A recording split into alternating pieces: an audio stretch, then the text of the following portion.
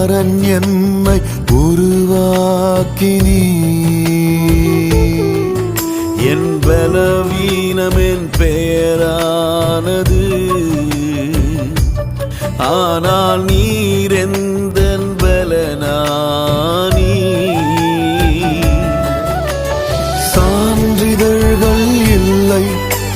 சான்றோர்களும் இல்லை சகாய